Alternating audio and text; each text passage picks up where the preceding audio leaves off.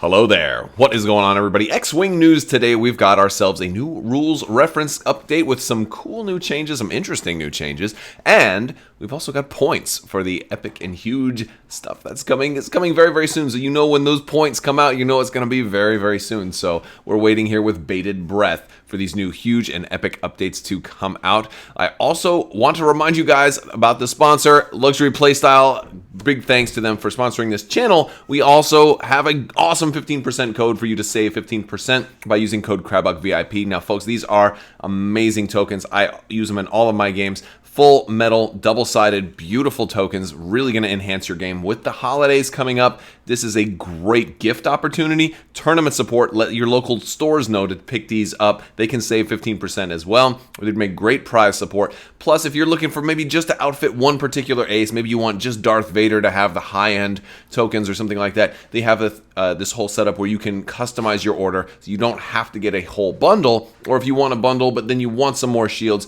you can really customize and tailor your order to meet your needs. So check out luxuryplaystyle.com. Don't forget to use code Crabbok VIP.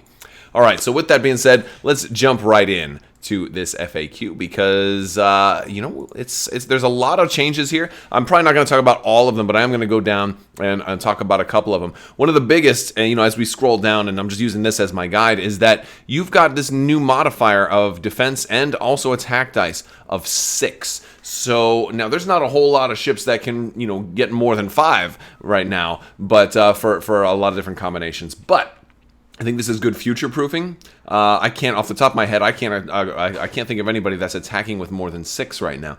But if that ever does happen, you're going to be capped at 6. This may be something that we see with huge ship possibilities, and I think it's just good future proofing in general, because I remember that was one of those things that we would always do in X-Wing 1.0 is try to see, wait, with all of these modifiers and all of these, because there's so much stuff out there, especially with 1.0 and now with 2.0, and there's new stuff constantly coming out.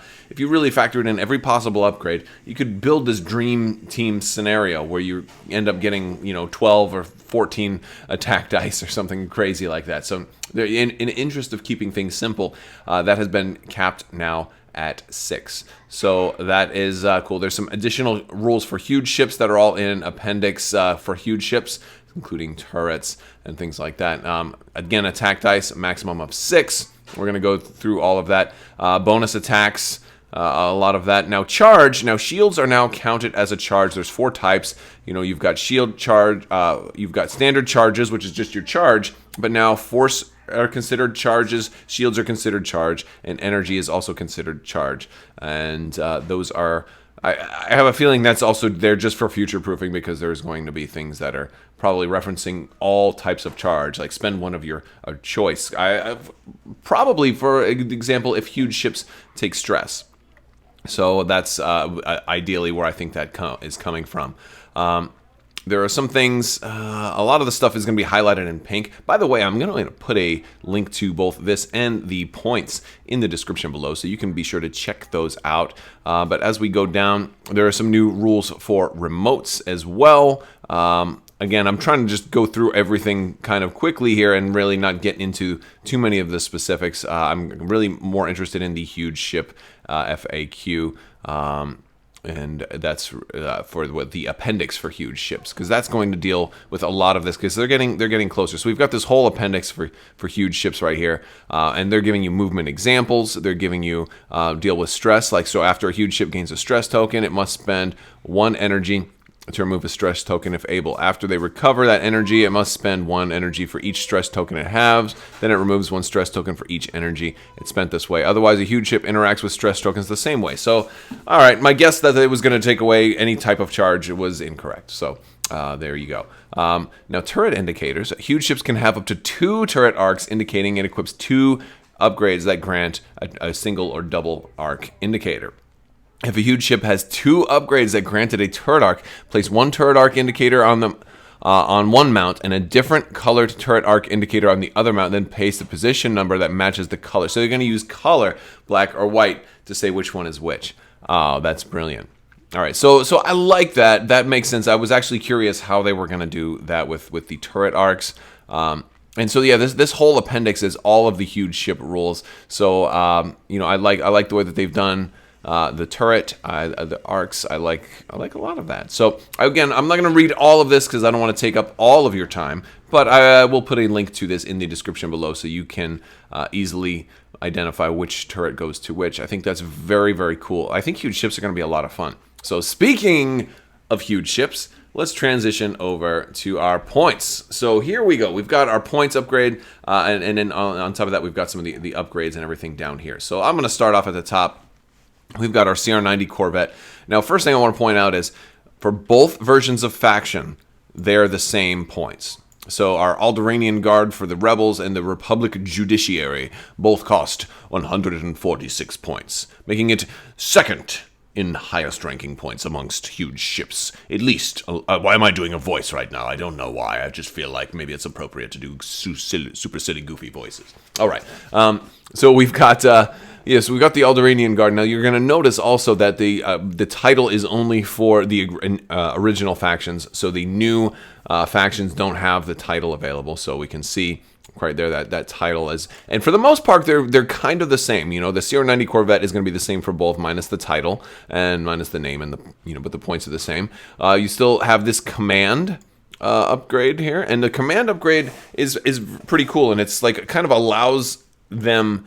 I don't see a whole lot of upgrades that are, just command. Most of the upgrades are command and crew, and that's a way to have like multiple crew slots, but you can only use one of the cool new crew slots. So you can't, it limits the combos you can have. You've got 2 hard points on the CR90. You've got a gunner. You've got 2 crew. You've got the cargo, and then the title. And that's the same for both versions. So that's, double hard point is pretty good for, for the big Corvette style ships. You've got something very similar on the Raider. The Raider does come with 2 hard points. Also comes with a missile and a torpedo, which is pretty interesting. A single crew slot, 2 teams, and I think I called the teams crew before. A single cargo for each, and then of course title for the Imperial Outer Rim Patrol. With and a lack of title for the First Order collaborators. I don't know why I want to do the names in a voice. All right, we'll just keep going with that. We'll just keep going and doing the names with a voice. Now, the Sea Rock is where it gets a little weird. So, for the Separatist privateers, they're going to get... I don't know why I'm doing that. All right, we do have a hard point. We do have 2 crew. We have the oh gosh, what's the name of this upgrade again? Anyway, I don't know. But the droid command, because I don't play Separatists anymore, so I don't even remember the name of that upgrade. But basically, that's actually kind of cool, because that means the Separatist Sea Rock now can play that command role and get your integrated network. Whatever, you know what it's called. The thing that lets all your droids save their save their calculate tokens. Then they have the team, and then of course they also have the cargo, but they also have a device, which is pretty cool. So, the Separatist Sea Rock, while it doesn't have a title option, it is significantly different in that it has some very new things. Actually, no, the device is also here on the Scum and Villainy one. It's just in a different place. But the Scum and Villainy one does have the illicit, and also, whereas the Separatists trade the illicit for that integrated command, or the droid upgrade. I'm just going to call it the droid upgrade, because I should write a script before making a video like this, but this is all brand new stuff, so I'm just figured I would read it as I go. Didn't expect to have to remember the name of an upgrade that totally escapes me at the moment. Let me know down in the comments below. I'm sure there'll be like 100 of them like, you moron, you should know this. But that's what happens, There's a lot of factions in this game. And I'm playing a lot of games lately, and now my brain is a little fried. All right, so we're gonna go to the Gazanti. The Gazanti is the smaller ships, single hard point. We have 2 officers. We have a gunner. We have those teams, and we have double cargo, which is going to make the Gazanti a little more utility. But of course, it's always going to be cool to launch ties off of it as well. In the GR75, we also get that double cargo. It's nice that the GR75 now has the hardpoint upgrade too, and also a turret upgrade, which is very cool. I love the fact that this GR75 is going to be able to do some attacks. It's very cool. We've got 2 officers. We've got a crew, or a team rather. Yeah. So these aren't. See, I'm mixing up my Armada terminology with my X-wing terminology. These are called crew, not officers. In Armada, they're called officers. So, anyway, but yeah. So we've got basically 2 crew and then a team, and then also 2 cargo, along with the title for the Rebel Alliance's Echo Base Evacuees, whereas the lack of the title for the New Republic Volunteers. All right, done silly voices for all the names. Now we've got some different upgrades. So out of all our different cargo, adaptive shields are going to be the most expensive, coming in at 10, whereas the cheapest are going to be Tabana reserves, coming in at 3. And those are all. And by the way, none of this is legal in either hyperspace or extended. So this is only for either casual 200-point games or epic scenario type games, and that's probably where people will play them most of all. But I think if you're not doing epic, I think there's still something fun in just saying, hey, let's just do a regular battle, and let's use huge ships. It'd be fun. So now for command, these are our formation, our wing cards. Agent of the Empire, Dreadnought Hunter, First Order Elite, and Veteran Wing Leader. Now the Dreadnought Hunter is definitely the most expensive there. Wow, at 10. I wonder if that one will change after we see. I don't know how much these points are going to fluctuate, though, because these aren't really going to be into any tournaments, so I feel like there might not be as much feedback with all of that. So that's kind of interesting.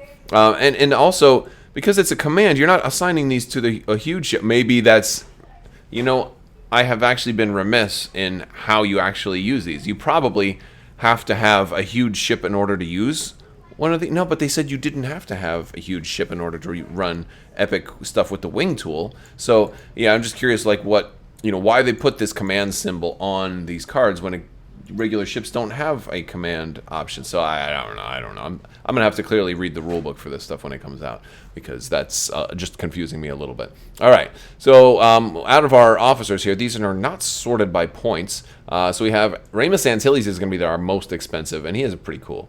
And then with close second as being strategic commander. These are all unique, and they're also all basically limited of 1 per capital ship because of that dual requirement with command and crew.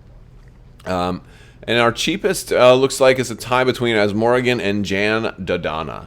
All right.